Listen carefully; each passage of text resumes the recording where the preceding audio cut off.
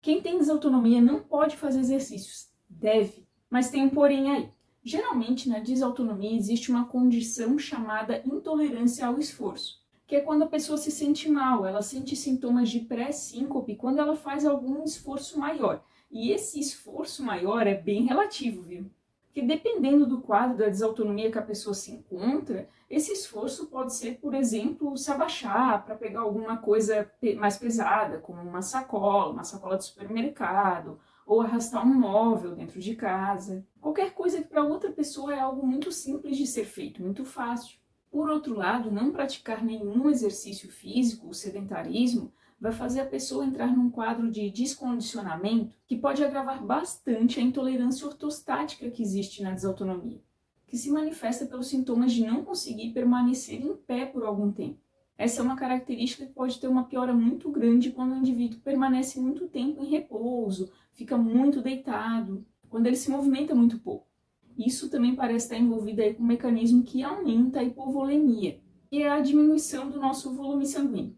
Para nós que temos desautonomia, qualquer coisa que piore a hipovolemia pode gerar uma piora do quadro, porque a gente precisa aí de uma forcinha maior do que a população em geral para manter o nosso volume sanguíneo numa distribuição adequada, sem faltar sangue no cérebro e fazer com que a gente desmaie ou entre com sintomas de pré-síncope ou taquicardia. Eu não sei se com você também é assim, mas quando eu passo mais tempo deitada, eu realmente sinto na pele uma piora muito grande dos meus sintomas de intolerância ortostática. Depois que eu me levanto, eu aguento muito menos tempo em pé. Eu passo a me sentir mal com bem mais facilidade, muito mais rápido. É como se eu pesasse muito mais, sabe, na região das pernas, assim, me dá um peso, uma sensação tão grande de peso que eu preciso me sentar. Então, para mim, essa questão aí de agravar a intolerância ortostática quando você passa mais tempo deitado é algo que faz bastante sentido. Aí você deve estar se perguntando, tá, tudo bem, entendi que é muito importante para a desautonomia fazer exercícios físicos, mas como eu vou fazer isso se eu tenho intolerância ao esforço?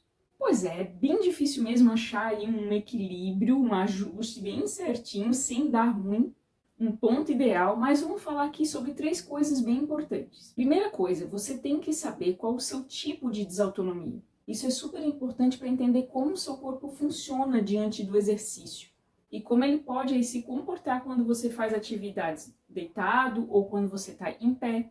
Outra coisa é se perguntar como você está da desautonomia agora e se tem outras condições que agravam o seu quadro.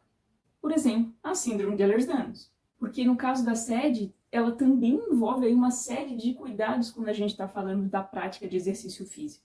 E a última coisa é, você precisa conversar com o seu médico antes e ter bastante certeza da sua condição, que o que você tem é desautonomia.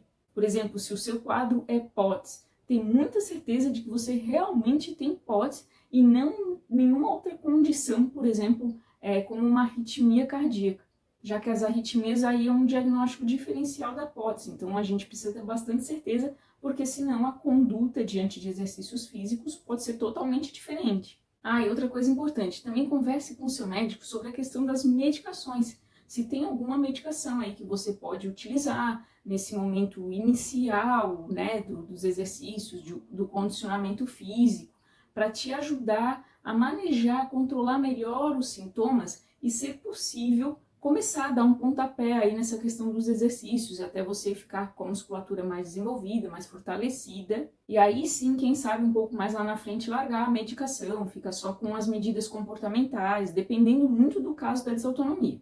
Mas às vezes, para ser possível começar a prática do exercício, você vai ter que ter algo agindo aí para ajudar você a controlar a sua pressão, os seus batimentos. Comigo, por exemplo, foi assim, no começo do ano passado eu estava num período muito difícil. Eu perdi muita massa e tive um descondicionamento físico absurdo. Eu não tinha mais musculatura nenhuma. Então eu fui numa fisioterapeuta que ela conhecia essa condição da desautonomia, ela trabalhava com pessoas que tinham síndrome vasovagal, que tinham POTS, e ela vendo a minha situação, ela recomendou que eu fosse urgente para fisioterapia, que eu começasse essa parte aí de desenvolver mais a minha musculatura. Só que para isso eu precisaria de um auxílio da medicação, porque sem isso seria muito complicado para que eu conseguisse começar, assim, dar o ponto de partida dos exercícios. A chance é muito grande que eu tivesse essa barreira das limitações mesmo físicas, né, pelos sintomas. Afinal de contas, ela me botou lá para treinar algumas coisas que eram muito simples de fazer e eu não conseguia porque o mínimo esforço eu já me sentia mal. Então, no meu caso, isso foi muito importante. Foi aí que eu comecei a usar uma medicação, que é a fludrocortisona, já falei dela em outros vídeos, e ela me ajudou muito nessa questão de controlar as síncopes, de deixar isso bem menos frequente e manejar mais ali os sintomas de pré-síncope. E aí eu comecei a fazer a fisioterapia e fui evoluindo, assim, de forma bem lenta, bem gradual, com exercícios muito leves, mas eu fui melhorando aí o meu condicionamento. E agora eu estou conseguindo fazer exercícios do meu jeito, com bastante limitações, mas eu consigo fazer coisas que lá no começo do ano passado não seriam possíveis. Para esse vídeo, para esse papo não ficar muito longo, no próximo vídeo eu vou falar sobre 10 dicas que podem aí te ajudar nessa questão dos exercícios físicos e da desautonomia. Qualquer dúvida já sabe, deixa aqui embaixo. Um beijo e fui!